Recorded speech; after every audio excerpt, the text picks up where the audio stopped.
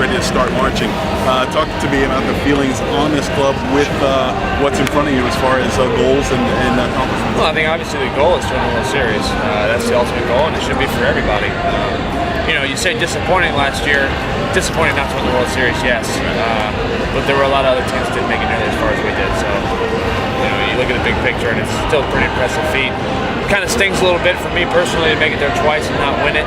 So, hopefully third time's a charm. That's this year. What about the team so far? I mean, you come back 1-2. I mean, it's not really a big deal yet. Is today one of those days where you throw the records out and just enjoy the day?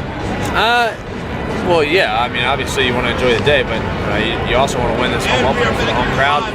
And you don't want to take too much into an early season start, especially with the weather the way it was in Minnesota and here in Detroit even it's pretty cold. I think typically since I've been here, we've been a team that seems to heat up when the weather starts to heat up. You don't sit around and wait for that. You want to play good baseball every game out there, but we're just not quite clicking on all cylinders yet. But hopefully that comes today. Everybody's got a good feeling about you. Who do you have a good feeling about on this team coming into the season? Austin Jackson. I think he's the guy that stuck out to me in spring training. As a position player anyways. And obviously he had a great year last year, but I think that was just a stepping stone to what he's capable of.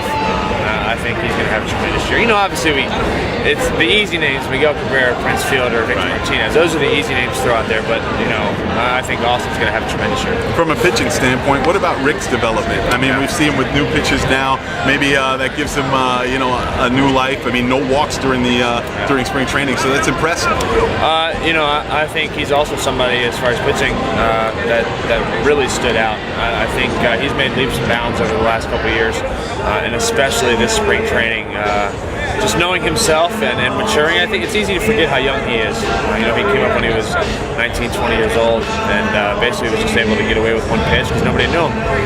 And now it's been kind of a hard transition for him the last few years, but he's battled through it, and I think he's going to be the better for it. And his maturity as a pitcher was extremely evident to people that understand baseball this spring training. Is there too much?